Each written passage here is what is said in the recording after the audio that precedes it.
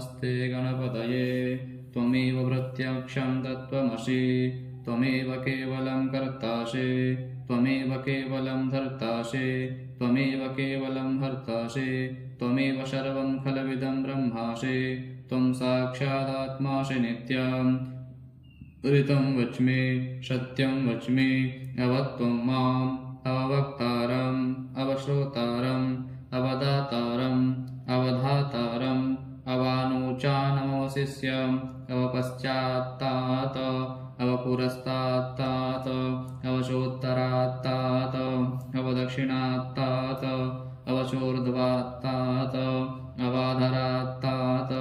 सर्वतो मां पाहि पाहि समन्तात् त्वं वाङ्मयस्त्वं चिन्मयः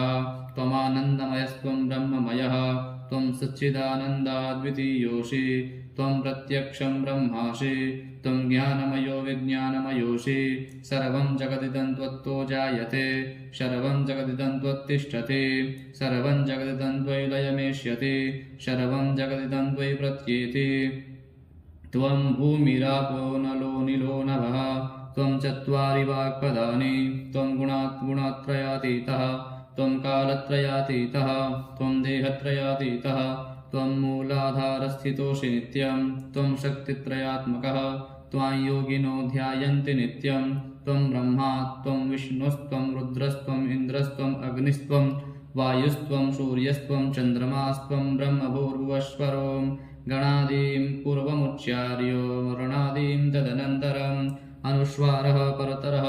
अर्धेन्दुरसितं तारेण रुद्धम् एतत्तव मनुस्वरूपं गकारः पूर्वरूपम् अकारो मध्यमरूपम् अनुस्वारश्चान्त्यरूपं बिन्दोरुत्तररूपं नादस्सन्धानं संहितासन्धिः शैषा गणेशविद्या गणकऋषिः निश्चितगायत्री छन्दः श्रीमहागणपतिर्देवता ॐ गणगणपतये नमः एकदन्ताय विद्महे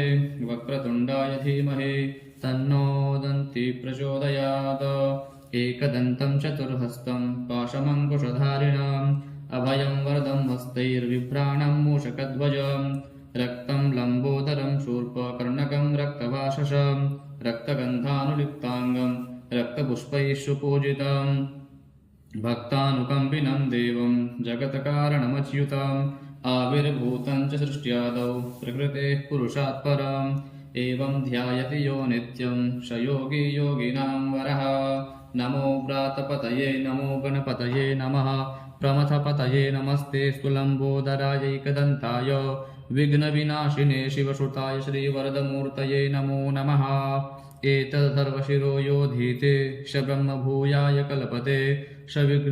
सर्वविघ्नैर्न बाध्यते स सर्वतः सुखमेधते स पञ्चमहापातकोपपातकात् प्रमुच्यते सायमधेयानो दिवसकृतं पापं नाशयते प्रातरधेयानो रात्रिकृतं पापं नाशयते सायं प्रातः प्रयुञ्जानो अपापो भवति धर्मार्थकाममोक्षं च विन्दते इदमथर्वशीर्षमध्यात्मशिष्याय न देयम् यो यदि मोहाद्दाशयति स पापीयान् भवति सहस्रावर्तनाद्यं यं काममधीते तं तमनेन साधयेत् अनेन गणपतिमभिषिञ्जति स वाग्मी भवति चतुर्थ्यामनशं जपति स विद्यावान् भवति इत्यथर्वणवाक्यं ब्रह्माद्याचरणं विद्यात् न बिभेति कदाचनेति यो दूर्वाङ्कुरे यजति स वैश्रवणोपमो भवति